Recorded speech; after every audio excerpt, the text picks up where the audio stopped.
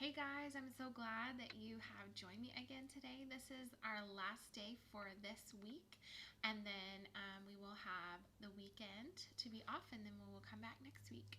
I hope that you enjoyed learning about Moses yesterday, and we're going to continue that story today. I'm sorry I had to wear my glasses today, guys, but my allergies have just been crazy. There's something in the air, and it made it where my eyes have been itchy, so I'm going to wear my glasses for this lesson today. All right. So, Moses. Okay, do you remember what we talked about yesterday? Remember the story that we began with? Baby Moses. And what happened to baby Moses? Baby Moses was put in a basket in the river. Okay, so we're going to review our story in just a second. But first, I think we need to sing our song that we learned from yesterday, just as a kind of a way to remember what we had learned about. All right, here we go. Let's sing together. Itty bitty Moses was crying in his room. Then came his mommy and sang a little tune. Hush, little baby, the Lord will be your guide, and no one will ever harm you when the Lord is on your side. Into a tiny basket the baby Moses went, placed into the Nile and to the palace sent. Hush, little baby, the Lord will be your guide, and no one will ever harm you with God is on your side. Lovely Pharaoh's daughter saw Moses in the Nile, picked him up and loved him and raised him as her child. Hush, little baby, the Lord will be your guide, and no one will ever harm you if the Lord is by your side. I hope that you remember that no one's going to harm you when the Lord is by your side. God's going to take care of us, isn't He? He always is going to protect us and love us and show us that we are His children by loving us. All right, so let's read our story again. We're going to read the first 2 pages that we read yesterday, and then we're going to keep going with our story. Now, we're not going to finish the story of Moses today. Moses has a lot of things in his story, so we're just going to look at a little spot in his story, a little portion of his story. All right. Moses was an Israelite boy who was born in Egypt. At the time Moses was born, the Pharaoh, who was the ruler of Egypt, ordered that all Israelite boys should be killed. His mother was afraid for Moses, so she sent him down the river in a basket.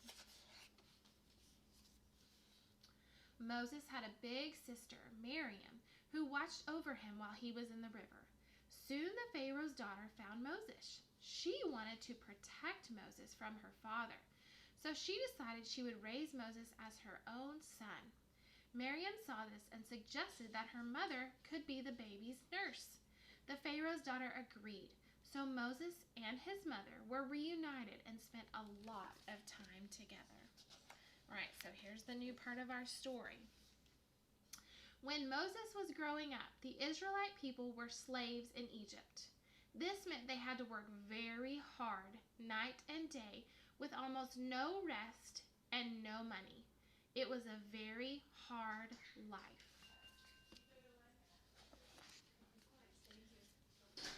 When Moses grew into a man, he left Egypt.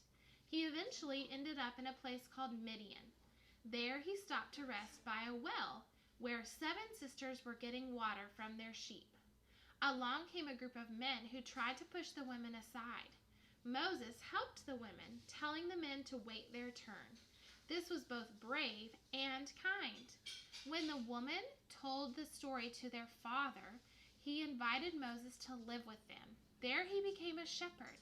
He lived there for a long time and eventually even married one of those sisters. Moses never forgot about the Israelites struggling in Egypt, even though he lived somewhere else. Back in Egypt, life was still very hard for the Israelites.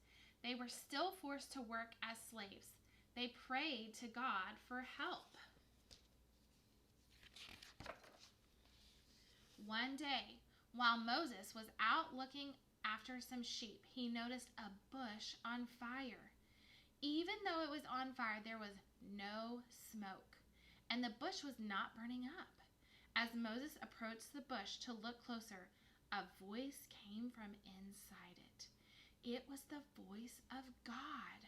God spoke to Moses and told him to go back to Egypt, to speak to the Pharaoh, and ask him to let the Israelite people go free. Moses traveled back to Egypt. He went to see the Pharaoh and told him that God wanted him to let the Israelite people go free. But Pharaoh refused. All right, we're going to stop right there in our story. And we're going to read it again in a different way and look at some different pictures. Sorry, my dog just tried to jump up on the chair next to me and she knocked all the papers off. Okay, so we're going to read it in different way, and I'm going to show you some pictures. All right, so the people of Israel, the Hebrews, had grown in numbers in the land of Egypt. The new Pharaoh had not known Joseph. He became afraid that the Hebrews would rule over Egypt. He forced them into becoming slaves. They were very unhappy. During this sad time, God had saved a young Hebrew baby named Moses. God's perfect timing placed Moses in the care of Pharaoh's daughter. He grew up in the palace of Pharaoh. When Moses became a man, he made a choice. He ran far away from Egypt. Moses settled into a new life as a shepherd. He married and had sons of his own. While the people of Israel continued to struggle as slaves, Moses was living a simple life. That was about to change. God had heard the prayers of the Hebrews, and it was almost time to deliver them from the life of slavery. One day, while he was caring for the sheep, Moses saw a small fire in the distance. As Moses got closer, he was amazed at what he saw. A bush was on fire, but it was not burning up. As Moses was almost to the bush, a voice spoke, "Moses, Moses!" Moses said, "Here I am." "Moses, take off your shoes. You are standing on holy ground." The voice spoke, "I am the God of your father." Moses hid his face because he was afraid to look at God. God told Moses that he had heard the cry of his people, the Hebrews. He was going to save them from the slavery of Pharaoh and the Egyptians. Moses was going to lead the Hebrews out of Egypt to a good and large land. Moses was afraid. God told Moses that he would be with him. Moses said to God, "When I see the Hebrews and I tell them that the God of your father sent me, what do I tell them when they ask for your name?" God said to Moses, "I am who I am. I am has sent me." Moses was to meet with the leaders of the Israelites, the Hebrews. They would request that Pharaoh let them leave for 3 days and travel into the desert to worship their God. God knew that Pharaoh would say no. God would punish Pharaoh and Egypt with his outstretched hand. Eventually, Pharaoh would let the people go. Even after God told Moses what would happen, he was still afraid. What if they don't listen or believe me? God told Moses that he could throw his staff on the ground. When it touched the ground, it would become a snake. When Moses grabbed the snake by the tail, it would become a staff again. Moses could also place his hand in his coat, and his hand would become white like snow from the disease of leprosy. If Moses put his hand back in his coat, it would be healthy again. God told Moses about other signs he would perform. Moses was still afraid.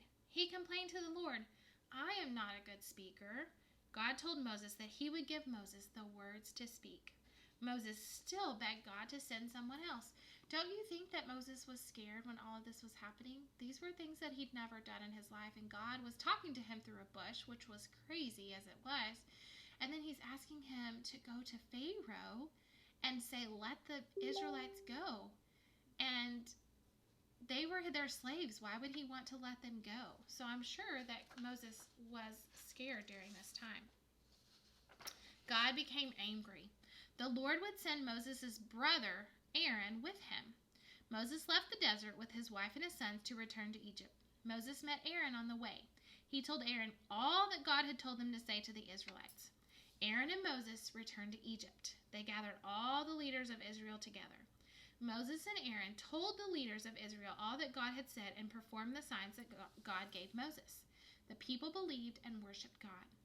Moses and Aaron appeared before Pharaoh. They performed the signs that God had shown Moses and asked Pharaoh to let the Hebrews travel to the desert for 3 days to worship their God. So there's Pharaoh that they're going to speak to. Pharaoh's heart was hardened.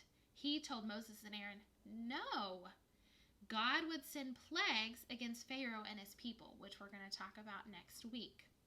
God always keeps his promises. He had promised to save Israel from the Egyptians. God chose to use Moses. Moses wasn't perfect. Was he afraid? Did he ask God questions? Yes, he did. But did God still use Moses? He did use Moses. God still wanted Moses to lead the people. God has a plan for you, and he loves you. He wants to use you in a special way. God will always help us along the way. He is always with you. He never leaves you. And I want you to remember that God was with Moses that whole time, even though Moses was afraid, and even though Moses didn't think he could do what God was asking him to do. But God was going to use him, even though he wasn't perfect. All right, for your craft today, I have the scripture that says, and God said unto Moses, I am that I am. So he's telling Moses, it's me. I am. Okay? So I have Moses, and what I want you to do is right here, right over to the side over here, I want you to use any supplies that you have and make a big burning bush, okay? So use crayons or markers or matte pencils or tissue paper, and I want you to make a big bush that Moses is standing next to remind you of that story, okay?